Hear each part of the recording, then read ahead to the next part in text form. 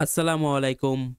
নবম শ্রেণীর শিক্ষার্থীরা, আশা করি সবাই ভালো আছেন। তো আপনারা অনেকে আমার থেকে বিজ্ঞান কোশ্চেন চাইতেছিলেন। এটা হচ্ছে বিজ্ঞান সেট ক এর কোশ্চেন। তো আপনারা দেখতেই পাচ্ছেন এটা হয়তো পাঞ্জির অথবা লেকচার অনুপম যাই হোক এটা কোনো ম্যাটার না। এটা হচ্ছে সেট ক এর কোশ্চেন। আপনাদের অনেক রিকোয়েস্ট করার পর আমি আপনার জন্য বিজ্ঞান প্রশ্নটা আজকে আমি আপনাদের দিলাম। তো যাদের বর্তমানে বিজ্ঞান পরীক্ষা হয়ে গেছে তারা ভিডিওটা দেখতেছেন। তো আপনারাও ভিডিওটা দেখেন কারণ ভিডিওটা আপনাদের জন্য হেল্পফুল। আপনারা ধারণা করতে পারবেন যে আপনাদের এই কোশ্চেন থেকে কতটুকু কমন আসে। আর যারা এখনো এক্সাম হয় নাই তারা তাদের ভাগ্য থাকলে এখান থেকে 100% কমন আসতে পারে। আপনার যদি ভাগ্য খারাপ থাকে অথবা টপিকগুলো কমন আসতে পারে কিন্তু কোনো সমস্যা নাই। ঘুরা ফিরা সব সেম কথাই। তো যেমন ক নাম্বার হচ্ছে দূতের সংকেত কি? খ নাম্বার হচ্ছে মৌমাছি ফুল ফুটালে প্রচন্ড জ্বালা করে কেন? গ নাম্বার ডাক্তার দোষেরটি কিভাবে মিসেস ইসলামের সমস্যা দূর করবে ব্যাখ্যা করো। মিসেস ইসলামের খাদ্যাভ্যাসে কি ধরনের পরিবর্তন আনা প্রয়োজন বলে তুমি মনে করো? মতামত দাও। তারপর দেখো লিখছে যে HCl প্লাস ম্যাগনেসিয়াম অক্সাইড সমান কি তৈরি করে? শক্তিশালী অ্যাসিড কি? পিএইচ বলতে কি বোঝায়? উদ্দীপকের বিক্রিয়াটি কি ধরনের ব্যাখ্যা করো? আমাদের দৈনন্দিন জীবন, শিল্প ও কৃষিতে X যোগের ভূমিকা বিশ্লেষণ করো।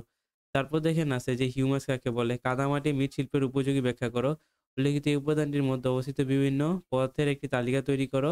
ফসল উৎপাদনে C উপাদানের কোনো গুরুত্ব আছে কি বিশ্লেষণ করো।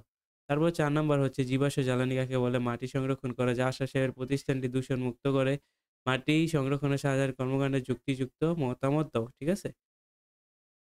তো এই হচ্ছে আমাদের কোশ্চেন আই, পি, সি এর পূর্ণরূপ কি লিখতে বলছে। তো এগুলো আপনারা পারবেন। এগুলো অনেক ইজি একটা কোশ্চেন। তো এগুলো আপনারা দেখে নেন। আপনারা চাইলে স্ক্রিনশট নিয়ে নিতে পারেন। কোনো সমস্যা নেই। তো আপনারা এই স্ক্রিনশটও নিয়ে নিয়েন। আপনাদের এখান থেকে যা দরকার আপনারা স্ক্রিনশট নিয়ে নিন। আর এখানে দেখেন এখানে দিছে সবল অ্যাসিডের বৈশিষ্ট্য, চুনের পানি ঘোলার কারণ, CuSO4.5H2 কে লবণ বলা হয় কেন? মাটিতে থাকা উদ্ভিদের জন্য জরুরি কেন? জৈব পদার্থের মাটির জীবন বলা হয় কেন? মাটির পিএইচ অত্যন্ত গুরুত্বপূর্ণ কেন? প্রাকৃতিক গ্যাস প্রক্রিয়াকরণ করা হয় কেন? খনিজ পদার্থ কি? সুনামি বলতে কি বোঝায়? গ্রিন হাউস প্রক্রিয়ার জন্য কার্বন ডাই অক্সাইড দায়ী কেন? বাংলাদেশের প্রাকৃতিক দুর্যোগ প্রবণ দেশ বলা হয় কেন? ঘূর্ণিঝড় জলোচ্ছ্বাসের মধ্যে ২ টি পার্থক্য। চাঁদ পৃথিবী কেন্দ্র করে ঘুরে কেন? ৫০ নিউটন বল বলতে কি বোঝায়? অভিকর্ষ বলকে মহাকর্ষ বলা হয় কেন? ঠিক আছে?